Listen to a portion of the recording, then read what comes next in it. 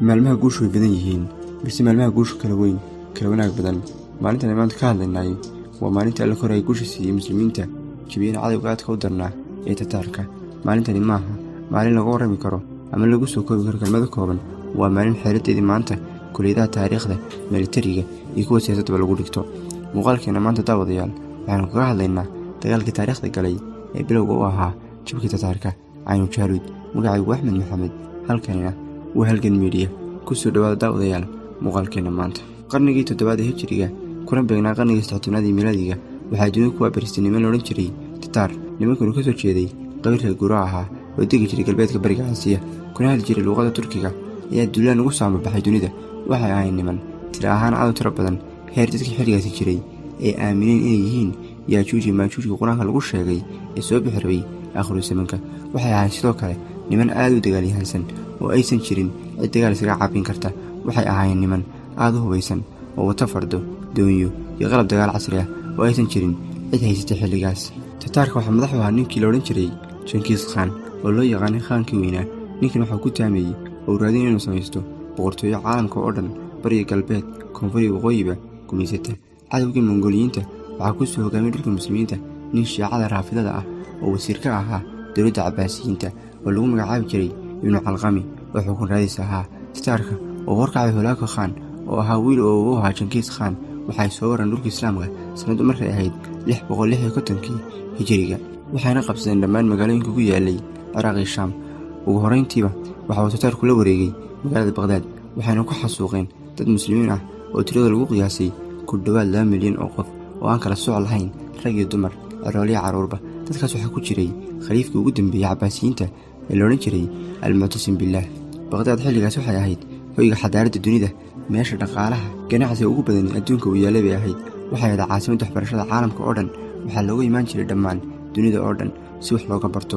waxay caan ku ahayd culumta diinta iyo kuwa maadiga ahba, sida caafimaadka, xisaabta, tarjumaannimada luuqadaha, falsafadda iyo suugaantaba. qadar alle waxaasoo dhan waxaa cagta mariyey tataarkii. waxay webiga ku dareen kutubtii aadka u badneed ee yaallay maktabadaha iyo macaayidda Baghdad. waxaa kale oo ay cadowgu baabi'iyeen beerihii, dhismayaashii iyo dhammaan kaabayaasha dhaqaale. sidoo kale waxay dhulka la simeen masaajidii waaweyneed ee caan ku ahayd Baghdad, xalab, dimashq, filistiin iyo magaalooyin kale oo badan. magaalooyinkaasi oo ahaa xilligaas magaalooyinka ugu biricda iyo xadaaradda fiicnaa. haddaba magaalooyinkaas tataarku waxuu kula kacay burbur iyo dil ka dhan ah malaayiin muslimiin ah oo haween iyo carruur u badnaa. intii nolosha ku hadhayna waxay u qaybsameen mid baxsad ah iyo mid ay qafaasheen. muslimiintiina way rajab beeleen, waxayna aamineen in waxaa dhacay ay yihiin calaamad ka mid ah calaamadaha qiyaamaha. ummaddii dhibaatada weyn haysatay waxuu ilaahay ka soo dhex saaray halyey mideeyey ummaddii kala yardhaysnayd, dibna ugu beeray rajo, qulubtii rajo dhigtay. maxamed ibnu maxamuud oo lagu magacaabo sayfudiin qudus waxau ahaa salaadiintii xukuntay Masar suudaanka ugu wakhtiga yaraa. waxuu talada dalkaasi qabtay sanadu markay ahayd 1259 miilaadiga, isagoo baneeyay jagadaasi sanadkii xigay. sayfudiin muddadaasi aadka yar waxuu ka sameeyey dalka Masar isbeddel ka dhigay dal iska caabiyey mid ka mid ah weeraradii ugu adkaa ee muslimiinta lagu soo qaado. sayfudiin markii uu talada qabtayba waxauu hawl ka bilaabay sidii uu culimmada iyo waxgaradka ula tashan lahaa, taasoo keentay in la helo ummad ka midaysan dhan kastaba oo dhexaadna ay u yihiin culimmada diintu. holaako oo ka cadhaysan weli inay harsan tahay ummad islaam ah oo difaacanaysa dhulkeeda, sharafteeda, diinteeda, ayaa waxaa warqad hanjabaad iyo kibir xambaarsan u soo diray qudus, isagoo ku amraya inuu soo dhiibo. waxayna warqaddaasi u qornayd sida tan: ka socota boqorkii boqorada bariga galbeedba, khaankii weynaa, waxaan ku bilaabay magaca bihii fidiyey dhulka kor u qaadayna samada. uu ogyahay suldaan qudus oo ka soo jeeda jinsiga mamaaligta, kuwaasoo ka baxsaday seefahayaga una baxsaday dhulkay hadda joogaan waa Masar kuna nimcaysanay nimcooyinkeeda, dilayana qof walba oo boqortooyadooda ka hor imaada. uu ogyahay boqor qudus iyo dhammaan amiirada boqortooyadiisu inaan nahay ciidankii alle ee uu u soo diray dhulkiisa. waxaan ka abuurinay cadhadiisa, wuxuuna ugu salliday kuway cadhadiisa ku dhacdo. dhulkayd ku hareersan baa cibriqaasho idinku filan. nagu soo wareejiyo xukunkiinna intaan maradu idka faydmin aydanna qoomamayn. annagu ma nihin kuwa naxariista, umana tubno kuwa noo baahi sheegta. waadna maqasheen si aan u galnay boqortooyinkii dariskiinna ahaa, uguna safeynay dhulkii fasaadka, una dilnay dadka badankiisii. waxay idiin sugnaatay inaad carartaan, annagana waxaana saaran inayna caydhsanno. se dhulkeedii migan gelinaya. fardahayagu waa kuwa aad u dheereeya, gamunnada iyo seefahayaguna waa kuwa caaradoodu aad u dhuuban tahay, warmahayaguna waa hilaaca oo kale. wadnayaasheeduna waxay u adeeg yihiin sida buuraha. ciidankayaguna waxay u badan yihiin sida ciidda qalacad, iyo ciidan xoog iyo cudud nagu caabin kara ma jiraan. xitaa baryada aad alla baryaysaan nagama kiina caabin karto, maxaa yeelay waxaad banaysateen xaaraantii, waxaadna jabiseen balamihii, waxaadna caado ka dhigateen caasinimo iyo dhagaadayg. ku bishaaraysta hoog iyo jab, maanta ayaa laydku abaalmarinayaa cadaabkii idin duulayn lahaa. isweyninta aad isku weynayseen dhulka gardar ahaan iyo faasiqiintaad ahaydeen awgeed. qofkii dalbada dagaalkayga wuu hoogay, wuuna qoomamaynaya. kii magangalyadeeda doonana wuu liibaanay, wuu nabadgelayaa. haddii aad yeeshaan dhambaalkayga, amarkaygana aad qaadataan, waxaad yeelanaysaan waxaan leenahay, dhib iyo dheefna waynu wadaagaynaa. haddii aad diiddaan, waxaa idiin sugnaatay halaag. waxaad aaminteen inaan nahay annagu gaalo, annaguna waxaan aaminay inaad tihiin faajiriin. waxaan ugu keensalladay kii go'aaminaya aqdaarta, maamulayeyna koonkan. kiina sharafta leh wuxuu agteeda ka yahay qof hooseeya. tiradiinna badanina agteenna aad bay uga yar tahay. ha ku daahina jawaabta, soona degdega intaanaan gaashaanka xambaaran. waan idiin dignay haddaan dhabbaan idiin soo dirnay, waana idin kicinnay intaan idiin imaan lahayn idinka oo hurda. ogaada inaad tihiin kuwa keliya ee noo hadhay, islaan korkiinna iyo korkaygaba ha ahaato.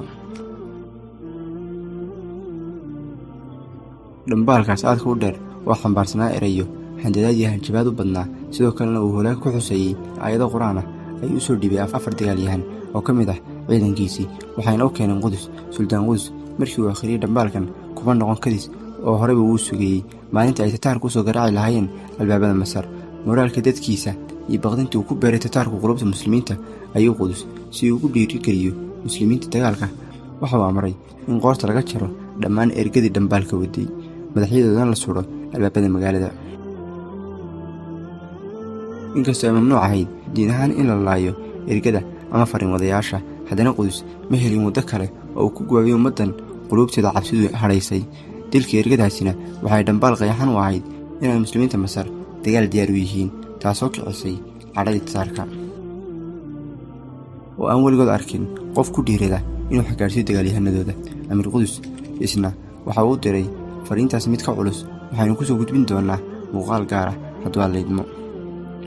ciidankii tataarka uu hogaaminayo kaatiguha oo ah baanduulihii dhanka dagaalka u qaabilsanaa holaaggo, iyo ciidanka muslimiinta oo ay si wada jira u hogaaminayeen amiir qudus iyo ruknudiin beebaras, waxay maalin jimco ah 15 ramadaan sanaddu markay ahayd 658 hijriga kuna beegnay 3 sebtembar 1256 milaadiga isku haleeleen aynu jaalud oo ahayd dooxo ay ku hareersan yihiin buuro kuna taalla deegaanka Nablus ee waddanka Filistiin. labada ciidanba aad ay u tiro badnaayeen, waxayna ahaayeen 10,000 oo ciidan. ciidan kastaana waxuu qabay kalsooni aad u weyn.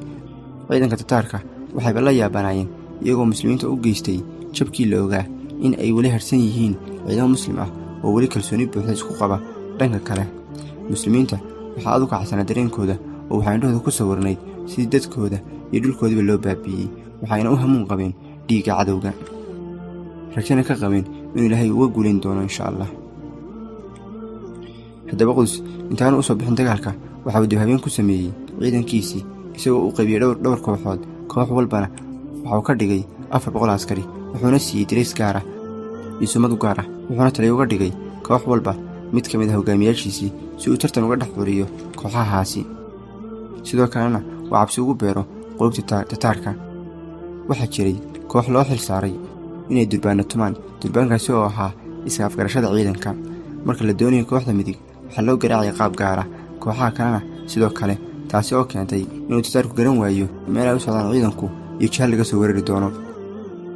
sidoo kale waxa uu dejiyey xeelad dagaal oo lagu tiriyo mid aad u cajiib ahayd, noqotayna xeelad ay adeegsadeen hogaamiyaal badan oo ka dambeeyey xilligiisii, taasoo ahayd in ciidamada loo qaybiyo 2 qaybood. qaybta koowaad oo ahayd fardooleed ugu dagaalyahansanayd waxaa laga dhigay kuwa weerarka ugu horeeya qaadaya, halka ciidanka intiisa kalena lagu qariyey meel ka dambaysa isha aynu jaalud oo ahayd ilbiyood hal dhinac ka furan. ciidanka weerarka hore qaadayey waxaa hogaaminayay beebaras. tataarkii markay arkeen yaraanta ciidanka beebaras waxay markiiba weerar ku qaadeen ciidankii muslimiinta. dagaal muddo dheer socday oo laisla mari waayey kadib ayay ciidanka muslimiintu sidii ballanku ahaa waxay bilaabeen inay sameeyeen dib u gurasho xeelad dagaal ah, balse tataarkii waxa ay u qaateen inay muslimiintii tabar beereen waxayna ku xoojiyeen weerarkoodii iyaga oo ciidankoodii oo dhan isugu keenay weerarka. tataarkii markay ku soo dhaceen bartankii isha aynu jaalud waxa uu qudus amar siiyey ciidankiisa keedka ahaa. hal mar ayay ciidanka muslimiintu dhabarka iyo hareeraha ka soo xidheen ciidankii cadawga. ciidankii dibugashada ku jirayna way soo rogaal celiyeen waxayna bilaabeen dagaalkii dhabta ahaa. waxaa goodoon la geliyey ciidankii tataarka oo dhammaan jihooyinka oo dhan ay ka xidhmeen. markii uu dagaalku muddo socday waxaa ku soo biray dagaalka suldaan qudus oo markii hore kor ka hagayey waxauna saaxada ku soo galay isagoo ku celcelinaya ereyada dhexalgalka noqday waa islaamaah. ereyadan ayaa shidaal iyo dhiirigelin u noqday qulubta muslimiinta. kalsooni dheeraadana waxaa ku soo kordhisay markay arkeen muslimiintu boqorkii oo ka gees dagaalamaya.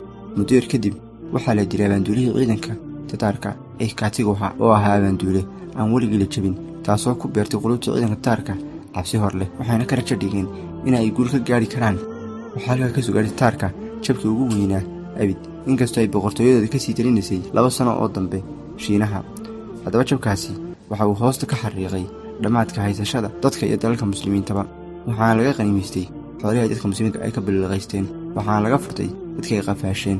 sidoo kale waxaa soo ilaatay safxad ka mid ah aafooyinka ugu darnaa ee asiibtay muslimiinta. guud ahaan intaasaan ku saafimeeraynaa muuqaalkeenna maanta. haddii ku qanacay muuqaalku ilaawin leeg saartid lana wadaagtid asxaabtaada. haddaad nagu cusub tahayna nagu soo biir oo ka mid noqo saaxiibada ku xidhan janalkan, gambalaalkana furo si ay kuu soo gaadhaan muuqaalada cusub. mahadsanidin. wassalaamu calaykum waraxmatullaahi wabarakaatuh.